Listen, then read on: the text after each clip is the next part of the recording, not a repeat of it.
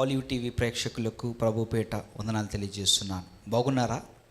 ఈరోజు వాక్యాంశము ఏమిటనగా, దేవుని దృష్టిలో విలువగల స్త్రీ లేక దేవుని దృష్టిలో మరి ఘనమైనటువంటి స్త్రీ అనేటువంటి విషయాన్ని మనం ఈరోజు ధ్యానం చేసుకుందాం. లేఖనాల్లో ఒక విషయాన్ని మీకు నేను చదివించిన తర్వాత మనం వాక్యాన్ని ధ్యానం చేసుకుందాం. సామెతల గ్రంథము 31వ అధ్యాయము 30వ వచనాన్ని మనం చూద్దాం. చూడండి, అందము మోసకరము, సౌందర్యము వ్యర్థము, యెహోవా యందు భయభక్తులు కలిగిన స్త్రీ కొనియాడబడును. దేవుడి యందు భయభక్తులు కలిగినటువంటి స్త్రీ కొనియాడబడును అని వాక్యము చాలా స్పష్టంగా తెలియజేస్తుంది. మరి ఎవరు దేవుని చేత కొనియాడబడినటువంటి స్త్రీ, లేక ఎలాగూ దేవుని చేత ఘనముగా ఎంచబడినటువంటి స్త్రీ అనే విషయాలను మనం ఈరోజు ధ్యానం చేద్దాం. అంటే ఏ స్త్రీకి మరి భయభక్తులు లేక కొన్ని లక్షణాలు దేవుడు తెలియజేసినటువంటి లక్షణాలు ఉన్నాయో ఆ స్త్రీని దేవుడు ఘనపరచబడినటువంటి స్త్రీ, లేదంటే దేవుని దృష్టిలో విలువైనటువంటి స్త్రీ అని చెప్పబడింది. కాబట్టి ఆ విషయాలు ఈరోజు మనం ధ్యానం చేద్దాం. మొదటగా మనం చూసినట్లయితే ఆదికాండము 1వ అధ్యాయము 27వ వచనంలో మనం చూసినట్లయితే, దేవుడు తన స్వరూపంలో పురుషుని అయినను స్త్రీని అయినను వారిని సృష్టించెను. అంటే దేవుడు మనుషుల్ని సృష్టించినప్పుడు స్త్రీగాను పురుషునిగాను ఆయన సృష్టించాడు కనుక ఆ సృష్టించబడినటువంటి స్త్రీ ఎవరి చేత సృష్టించబడిందంటే దేవుని చేత సృష్టించబడ్డారు. కాబట్టి మహిళలు కూడా లేక స్త్రీలు కూడా దేవుని చేత సృష్టించబడ్డారు అనే విషయాన్ని మర్చిపోకూడదు. మనము womens are the creation of the God. స్త్రీలు దేవుని చేత సృష్టించబడ్డారు. ఓకే, కాబట్టి మనం చూసినట్లయితే అక్కడ ఒక ఆశ్చర్యమైనటువంటి విషయాన్ని మనం చూడవచ్చు. అదేమిటంటే, దేవుడు హవ్వను ఆదాముకు సహాయకురాలుగా మాత్రమే కాక సహచరురాలుగా ఆయన చేసినట్లు మనం చూస్తాం. చాలామంది ఏమనుకుంటారంటే స్త్రీలు కేవలము పురుషులకు సహాయకురాళ్ళు మాత్రమే అనుకుంటారు. కానీ దేవుడు అలా చెప్పలేదు.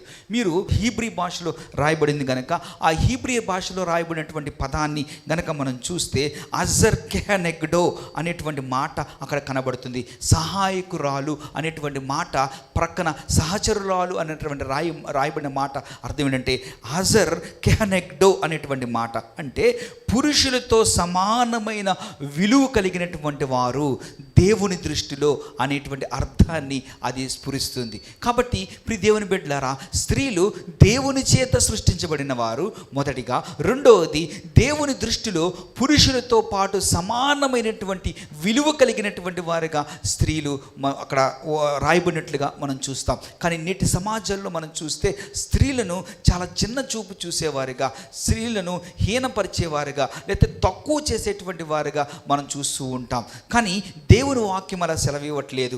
దేవుని వాక్యం ఏమి చెప్తుందంటే, దేవుని వాక్యములో స్త్రీలు అనేటువంటి వారు మరి పురుషులతో పాటు సమానమైనటువంటి విలువ కలిగినటువంటి వారుగా ఆ హీబ్రూ భాషలో రాయబడిన పదాన్ని గనక మనం అర్థం చేసుకుంటే మనకి తేటతెల్లంగా తెలియచేయబడుతుంది. చూడండి, రెండవది మనం చూసినట్లయితే ఈ స్త్రీలు ఘనమైన వారిగా దేవుని దృష్టిలో ఎప్పుడు ఎంచబడతారంటే, ఇక్కడ స్త్రీలు బలమును ఘనతను వారు గనక ధరించుకున్న వారుగా ఉంటే వారు దేవుని దృష్టిలో ఘనమైన వారుగా ఎంచబడతారు. సామెతల గ్రంథము 31వ అధ్యాయము 25వ వచనాన్ని మనం చూస్తే, బలమును ఘనతను ఆమెకు వస్త్రములు, ఆమె రాబో కాలం విషయమై నిర్భయముగా ఉండును.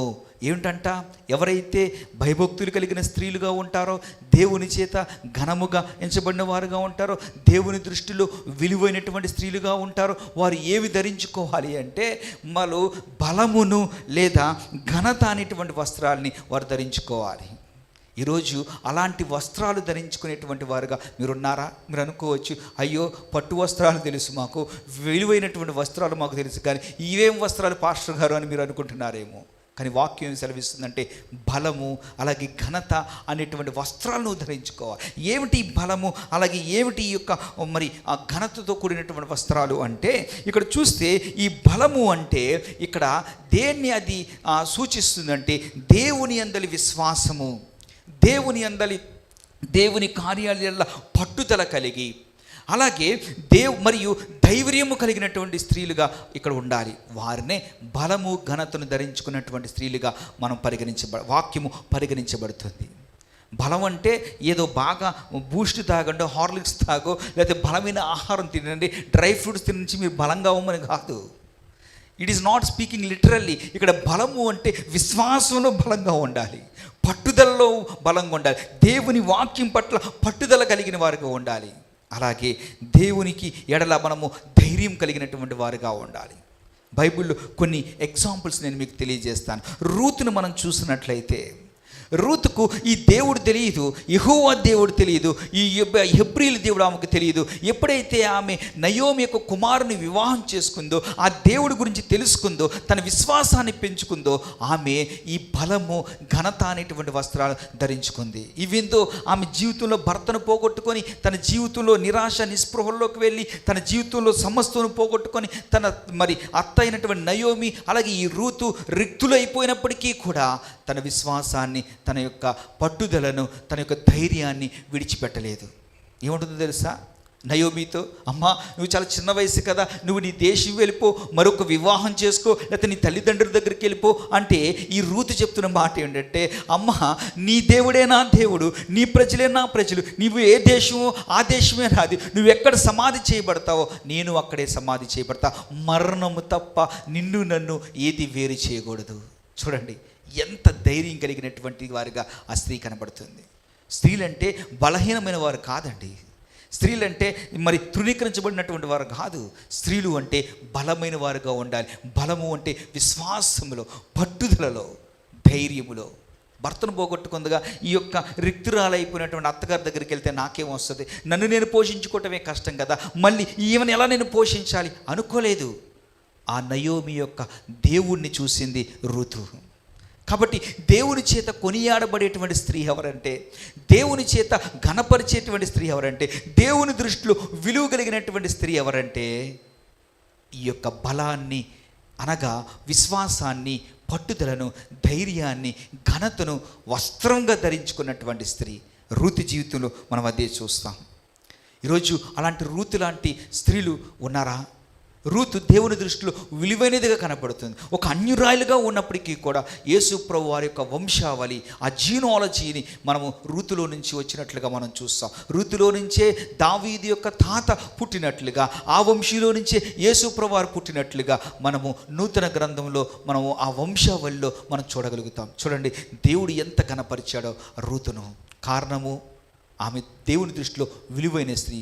కారణం ఏమిటంటే బలాన్ని అనగా విశ్వాసాన్ని, పట్టుదలని, ధైర్యాన్ని, దేవుని అందరి ధైర్యాన్ని కలిగి ఉండి ఆమె బలము, ఘనత అనేటువంటి వస్త్రాలను ఆమె ధరించుకుంది. నెక్స్ట్ విషయాన్ని మనం చూస్తే, ఎవరు దేవుని దృష్టిలో విలువైనటువంటి ఘనమైనటువంటి స్త్రీలు అంటే, ఎవరైతే విశ్వాసంతో ఉంటారో దేవుని చేతిలో వాడబడే పాత్రగా ఉన్నటువంటి వారు దేవుని దృష్టిలో విలువైన వారు.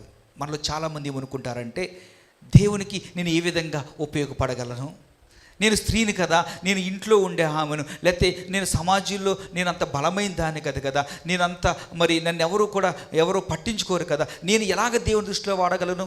లేదండి, దేవుడు ఆయన వాడుకోవాలంటే ఎవరైనా వాడుకోగలరు. అందుకే నేను ప్రారంభంలో చెప్పా కదా, దేవుని దృష్టిలో స్త్రీలు పురుషులు ఇరువురూ కూడా విలువైనటువంటి వారే. దేవుడు ఆయన స్త్రీలను కూడా ఆయన వాడుకున్నట్లు మనం చూడగలం. దేవుని చేతిలో వాడబడే పాత్రగా మనం ఉండాలి అంటే మనం విశ్వాసంతో ఉండాలి. హన్నా జీవితంలో ఒక లేమి, ఒక లోటు ఉంది. బిడ్డలు లేరు. తన భర్త అంటున్నాడు, ఇదిగో భర్త అంటున్నాడు, నీకు బిడ్డలు లేకపోయినా 10 మంది బిడ్డలతో సమానమైనటువంటి వ్యక్తిగా నేనున్నాను కదా. భర్త కూడా భరోసా ఇచ్చాడు, కానీ తన జీవితంలో సమాధానం లేక నిస్పృహతో ఉన్నటువంటి హన్నా తన ప్రార్థన ద్వారా, విశ్వాసము ద్వారా సమూయేలును కంటానికి దేవుడు కృప చూపించాడు. ఇశ్రాయేలుకు ప్రవక్తల్లో ఒక గొప్ప ప్రవక్తగా ఉండి తన చేసినటువంటి సేవ, తను చేసినటువంటి పరిచర్యకు కారణం ఎవరయ్యా అంటే హన్నా. దేవుడు వాడుకున్నాడు తన పాత్రగా. తన గర్భంలో నుంచి సమూయేలు ప్రవక్త వచ్చేటట్లుగా దేవుడు ఆమెను వాడుకున్నాడు. చూడండి, ఒకప్పుడు గొడ్రాలుగా ఉన్నటువంటి హన్నా జీవితంలో అద్భుతం చేశాడు దేవుడు. కాబట్టి దేవుడు దృష్టిలో నువ్వు విలువైన స్త్రీగా ఉంటే ఆయన నిన్ను వాడుకుంటాడు.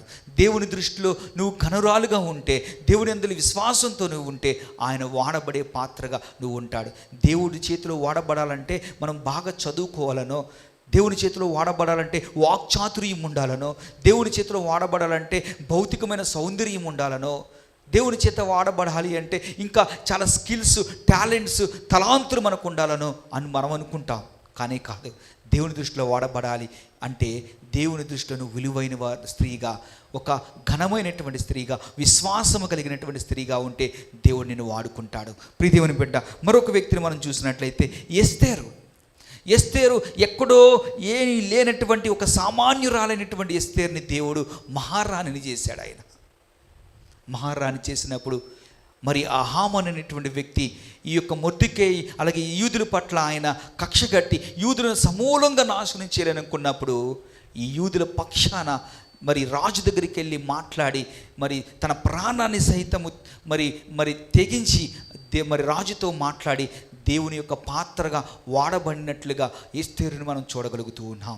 చూడండి, ఒక సామాన్యురాలే ఎస్తేరు, కానీ దేవుని చేత వాడబడి మరి యూద జనాంగానంతటిని కూడా రక్షించినట్లుగా మనము దేవుని గ్రంథంలో చరిత్రలో ఆమె పేరు సువర్ణాక్షరాలతో లిఖించినట్లుగా మనం చూడగలుగుతున్నాం.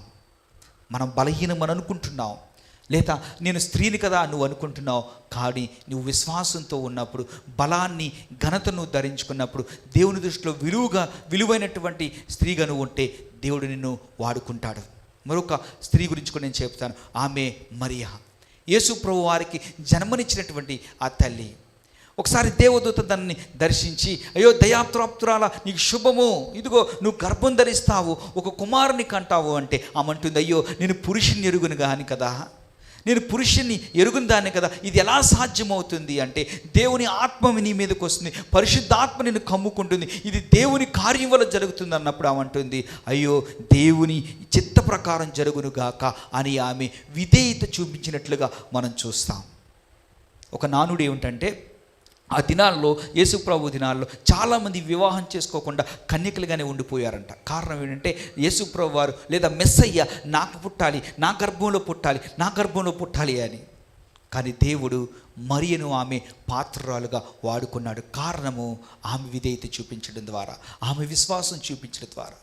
పురుషుని ఎరుగకుండా గర్భవతి అయితే వచ్చేటువంటి నిందలు లేదా వచ్చేటువంటి ఆ కష్టాలు, శ్రమలు, అవమానాలను కూడా భరించడానికి సిద్ధపడింది మరియా. అందుకే దేవుడు ఆమెను ఘనమైన పాత్రగా వాడుకున్నాడు. ఎవరైతే విశ్వాసంతో ఉంటారో వారిని దేవుడు వాడుకుంటాడు ఆయన పాత్రగా. మూడవది మనం చూసినట్లయితే బాహ్య సౌందర్యాన్ని దేవుడు లెక్కిస్తాడు, లోపల స్వభావాన్ని, నిజమైనటువంటి మరి సౌందర్యాన్ని గురించి ఆయన మాట్లాడుతూ ఉన్నాడు. చాలామంది భౌతికమైనటువంటి సౌందర్యం ఏమనుకుంటారంటే అదే మనకు సౌందర్యం అనుకుంటారు. మీకు చూపిస్తాను. పేతురు రాసినటువంటి పత్రిక 3వ అధ్యాయము 3-4 చూస్తే చూడండి, సాధువైనట్టు మృదువైనట్టు గుణమును అక్షయాలంకారము గల మీ హృదయపు అంతరంగ స్వభావము మీరు అలంకారంగా ఉండవలెను, అది దేవుని దృష్టికి మిగుల విలువ గలది. స్త్రీలు దేవుని దృష్టిలో విలువైనటువంటి స్త్రీలు, దేవుని దృష్టిలో ఘనముగా ఎంచబడేటువంటి స్త్రీలు భౌతికమైనటువంటి సౌందర్యానికి మరి ప్రాధాన్యత ఇవ్వక ఆంతరంగికమైనటువంటి మరి సౌందర్యానికి ప్రాధాన్యం ఇవ్వాలని ఇక్కడ వాక్యము చాలా స్పష్టంగా తెలియజేస్తుంది. దానిపైన రాయబడింది, జడలు అల్లుకోవటం, బంగారు నగలు పెట్టుకోవటం, అంటే మరి ఏదైతే మనం అలంకారం చేసుకుంటాం ఆ అలంకారం అనేటువంటిది మోడెస్ట్గా ఉండాలని చెప్తున్నాడు. అంత మాత్రం మీరు బంగారం ధరించుకోవద్దు, మీరు జడలు వేసుకోవద్దని కాదు. మీరు ఏది చేసినా అది వెలుపట అలంకారముకు మీరు ప్రాధాన్యం ఇచ్చి దానికోసం మీరు మరి ప్రయాసపడకుండా, కానీ మీరు అక్షయ అలంకారం అక్షయ అలంకారం అంటే ఏంటంటే లోపల అలంకారము. సౌందర్యం ఏదంటే లోపల మన క్యారెక్టర్, మన గుణ లక్షణాలు, మృదువైనట్టుగా స్వభావం, మరి హంబుల్గా దీనత్వాన్ని కలిగి మృదువుగా ఉండేటువంటి స్త్రీలుగా ఉండాలని వాక్యం తెలియజేస్తుంది. ఎవరు గణపరిచేటువంటి స్త్రీ, ఎవరు దేవుని దృష్టిలో విలువగల స్త్రీ అంటే వెలుపట అలంకారం కాదు, కానీ ఆ ఆంతరంగికమైనటువంటి ఆ అలంకారాన్ని, ఆ మృదువైన స్వభావాన్ని, దేవుని దృష్టిలో విలువైనటువంటి ఆ స్వభావాన్ని కలిగి ఉండాలని వాక్యం ఇక్కడ తెలియజేస్తూ ఉన్నది. ప్రియ దేవుని బిడ్డ, నిజమైన సౌందర్యము ఆత్మీయ గుణ సంపత్తి, నిజమైనటువంటి సౌందర్యము వినయము, నిజమైన సౌందర్యము మన లోపల ఉన్నటువంటి శాంతి స్వభావమే తప్ప మరి బయటికి కలపడేటటువంటి వెలుపటి అలంకారం కాదనే విషయాన్ని ఈరోజు తెలుసుకోవాలి. ఆయన బయటికి బాగా బ్యూటిఫుల్గా కనపడేటువంటి స్త్రీలను విలువగా ఎంచలా, బయట అలంకారానికి ఆయన వాక్యము ప్రాధాన్యత ఇవ్వట్లా. మరి దేనికి ఇస్తుందంటే ఆంతరంగికమైనటువంటి మరి ఆ అందానికి, సౌందర్యానికి దేవుడు ప్రాధాన్యత ఇస్తున్నట్టుగా మనం చూస్తాం. కాబట్టి దేవుని దృష్టిలో ఎవరు విలువ గలవారో అంటే మరి అంతరంగికంగా స్వభావంలో మరి సౌందర్యం కలిగినటువంటి వారే దేవుని దృష్టిలో విలువైన వారు అనే విషయాన్ని మనం తెలుసుకోవాలి. మరొక విషయాన్ని మీకు నేను జ్ఞాపకం చేస్తాను. ఈ యొక్క 31 సామెతలు 31:28 మనం చూస్తే, ఆమె కుమారులు లేచి ఆమెను ధన్యురాలందురు, ఆమె పెనిమిటి ఆమెను పొగుడును. ఎవరు కుమారులు ఏమంటారంటే, తన తల్లిని చూసినప్పుడు, లేకపోతే ఆ ఇంట్లో ఉన్నటువంటి తన అమ్మమ్మనో నానమ్మనో చూసినప్పుడు ఆమె ధన్యురాలు అనేటువంటి సాక్ష్యాన్ని పొందుకున్నటువంటి స్త్రీ, తన బిడ్డల చేత సాక్ష్యం పొందుకున్నటువంటి స్త్రీ, తన భర్త చేత సాక్ష్యం పొందుకున్నటువంటి స్త్రీ. ఇలాంటి వారు ఉన్నారు ఈ రోజుల్లో. చాలామంది భర్తలు తమ భార్యల మీద కంప్లైంట్ ఇస్తూ ఉంటారు. చాలామంది పిల్లలు తమ యొక్క తల్లిదండ్రుల మీద కంప్లైంట్ ఇచ్చేవారు ఉన్నారు. మా మమ్మీ మమ్మల్ని పట్టించుకోదండి, లేకపోతే భర్త మమ్మల్ని పట్టించుకోదండి, దేవుని మందిరంకి ఆవిడ రావడానికి ఇష్టపడదండి, దేవుణ్ణి మరి ఆలయానికి రావడానికి ఆమె ఇష్టపడదండి. ఇలాంటి సాక్ష్యాలు కాదు మనకు కావాల్సింది. అయ్యో నా తల్లి ప్రార్థనా పర్రాలండి, లేదా మా నానమ్మ ప్రార్థనా పర్రాలండి, మా అమ్మమ్మ ప్రార్థనా పర్రాలండి, నా భార్య ప్రార్థనా పర్రాలండి, ఆమె మా అందరకు ప్రార్థన అనేటువంటి ప్రాకారాన్ని కడుతుందండి, ఈ కుటుంబ పక్షాన ఎంతో కన్నీరు కారుస్తుందండి, ఎంతో ప్రార్థన చేస్తుందండి, మమ్మల్ని అందరినీ కూడా భక్తిలో మమ్మల్ని ఎంకరేజ్ చేస్తుందండి అని మన కోసం సాక్ష్యం చెప్పేటువంటి వారిగా మనం ఉండాలి. మీకు చూపిస్తాను బైబిల్లో ఒక ఎగ్జాంపుల్ని. మీరు చూస్తే తిమోతికి రాసినటువంటి పత్రిక మనం చూస్తే, ఈ తిమోతికి రాసినటువంటి 2 తిమోతి పత్రిక 1వ అధ్యాయం 5వ వచనములు చూస్తే, పౌలు తిమోతితో అంటున్నాడు, నీలో ఈ విశ్వాసం ఉందంటే కారణం ఏమిటో తెలుసా? ఆ విశ్వాసం మొదట నీ తల్లి నీ అవ్వలో ఉన్నటువంటి విశ్వాసమే ఈరోజు నీలో ఆ విశ్వాసం ఉంది. తిమోతి మరి విశ్వాసుడిగా ఎదగటానికి కారణం, ఆత్మీయుడిగా ఎదగటానికి కారణం తన తల్లి, అలాగే తన అవ్వ. ఈరోజు తిమోతి మరి తన తల్లిని, తన అవ్వను గణపరిచినట్లుగా ఈరోజు ఒక స్త్రీ గణపరచబడాలి తన కుమారుల చేత, తన భర్త చేత. అలాంటి స్త్రీలుగా మనం ఉండాలి. స్త్రీలు విశ్వాసము తరతరాల మీద ప్రభావం చూపుతుంది. ఆమె గౌరవించబడాలి, ఆదరించబడాలి. సెయింట్ అగస్టిన్ అనేటువంటి మరి వ్యక్తి మనకు తెలుసు. తన తల్లి గొప్ప ప్రార్థనా పర్రాలు. సెయింట్ అగస్టిన్ని మనం చూస్తే మరి భయంకరమైనటువంటి పాపంలో ఉన్నాడు. ఆ పాపంలో నుంచి బయటికి రాలేనటువంటి స్థితిలో ఉన్నాడు. అలాంటి బిడ్డ కోసం ఆమె కన్నీరు కార్చినప్పుడు ఒక దినాన అతను రక్షించబడిన తర్వాత తను చెప్పిన మాట ఏంటి తెలుసా? నా తల్లి కన్నీటి ప్రార్థనలో నేను కొట్టుకొని పోయాను, దేవుని దగ్గరికి కొట్టుకుంటా వచ్చాను. అలాంటి తల్లులు ఉన్నారా ఈ రోజున? అలాంటి తల్లులుగా మనం ఉండాలి. మన బిడ్డల చేత గౌరవించబడాలి, మన భర్తల చేత గౌరవించబడాలి, మన కుటుంబాల్లో మనం గౌరవించబడాలి. అంటే మనము కూడా ఈ యొక్క తిమోతి యొక్క తల్లి వలె, తిమోతి యొక్క అవ్వ వలె మనం కూడా, ఈ స్త్రీలు కూడా ఉండాలనే విషయాన్ని ఇక్కడ జ్ఞాపకం చేస్తుంది. ఇలాంటి లక్షణాలన్నీ మనం కలిగి ఉన్నప్పుడు మనము దేవుని దృష్టిలో విలువైన వారుగా, దేవుని దృష్టిలో ఘనమైన వారుగా మనం ఎంచబడతాం. నేను ముగిస్తున్నాను. ముగించే ముందు మరొకసారి సమ్అప్ చేస్తాను. నేను ఎవరు దేవుని దృష్టిలో విలువైనటువంటి స్త్రీ అంటే, ఎవరు దేవుని దృష్టిలో ఘనమైనటువంటి స్త్రీ అంటే, మొదటిగా దేవుని దృష్టిలో నీవు సమానంగా పురుషులతో పాటు సమాన విలువ కలిగిన దానివిగా దేవుని చేత నువ్వు సృష్టించబడ్డావనే విషయాన్ని నువ్వు గుర్తుంచుకోవాలి. రెండవది మనం చూసినట్లయితే బలాన్ని అనగా విశ్వాసాన్ని, పట్టుదలను, దేవుడి యందు ధైర్యాన్ని, అలాగే ఘనతను నువ్వు ధరించుకోవాలి. మూడవదిగా మనము వెలుపట అలంకారము కాదు కానీ, వెలుపట సౌందర్యం కాదు కానీ, ఆంతరికంగా అంటే ఇన్నర్ బ్యూటీని మనం కలిగి ఉండాలనే విషయాన్ని మనకు తెలియజేయబడుతుంది. అలాగే 4వ విషయాన్ని మనం చూస్తే, మన బిడ్డల చేత, మన భర్త చేత, నీ భర్త చేత, నీ బిడ్డల చేత, నీ కుటుంబీకుల చేత, నీ ఇరుగు పొరుగు వారి చేత నువ్వు ఘనపరచబడాలి. అలాంటి లక్షణాలు ఉన్నటువంటి స్త్రీ, ఎవరైతే దేవుడి మీద భయభక్తులు కలిగి ఉంటారో ఆ స్త్రీ దేవుని దృష్టిలో విలువైనటువంటి స్త్రీ, ఘనమైనటువంటి స్త్రీ. ఈరోజు ఒక్కసారి నువ్వు ఆత్మ పరిశీలన చేసుకో. దేవుని దృష్టిలో నువ్వు విలువైనటువంటి స్త్రీగా ఉన్నావా? ఘనమైనటువంటి స్త్రీగా ఉన్నావా? లేక ఘనహీనురాలుగా, విలువ లేని దానిగా నువ్వు ఉన్నావా?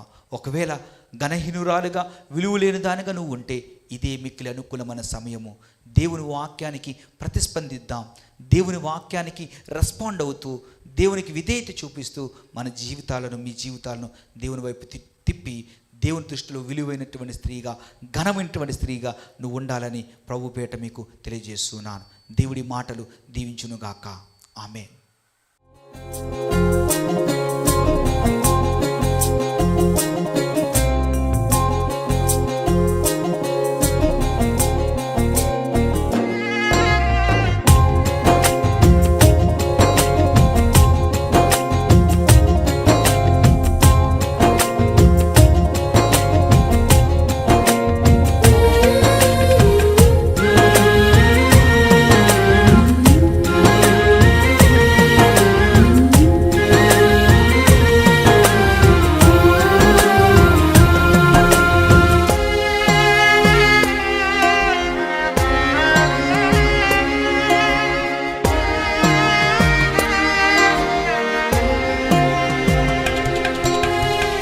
నా వేదనలో, నా బాధలో, నే కృంగిన వేళలో నా తోడై ఉన్నావు.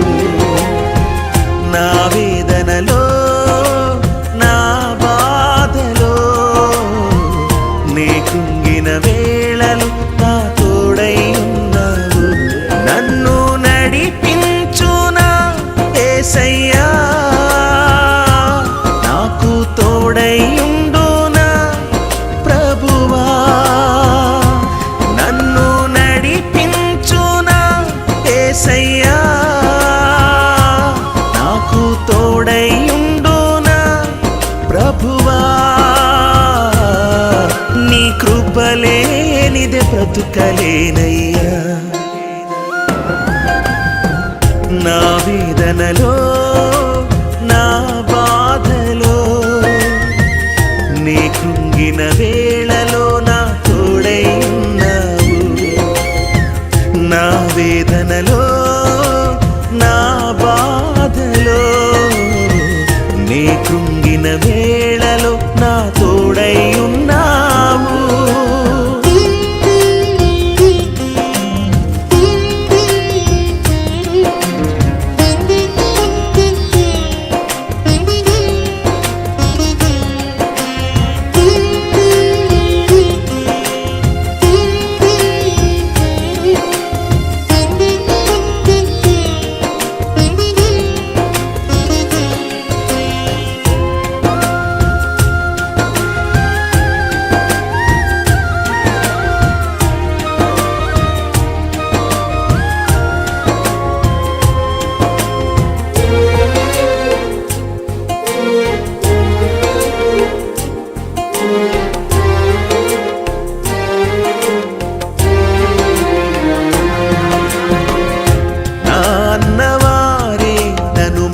చారయ్యా, అయిన వారే నన్ను అపహసించినారయ్యా.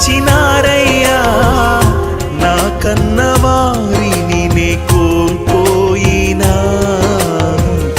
నా స్వంత జనులే నన్ను నిందించినా, కన్నీటిని తుడిచి కౌగిలించినావు. కృప చూపి నన్ను రక్షించినావు. కన్నీటిని తుడిచి కౌగిలించినావు. కృప చూపి నన్ను రక్షించినావు. నన్ను నడిపించునా యేసయ్యా,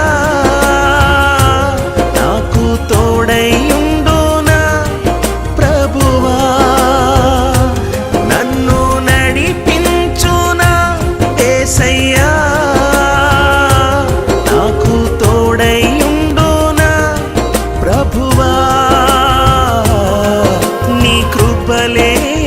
బ్రతుకలేనయ్యా. నా వేదనలో, నా బాధలో, నే కృంగిన వేళలో నా తోడై ఉన్నావు. నా వేదనలో, నా బాధలో,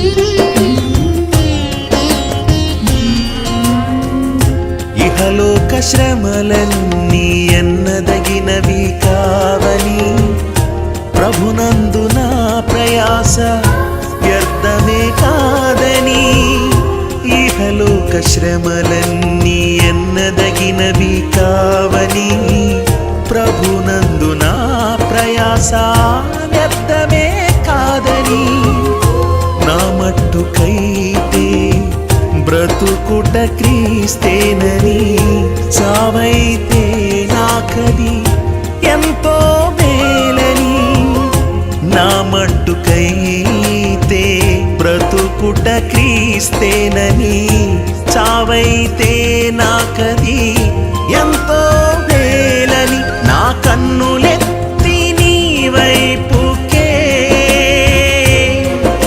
నిరీక్షణతో చూచుచున్నాను,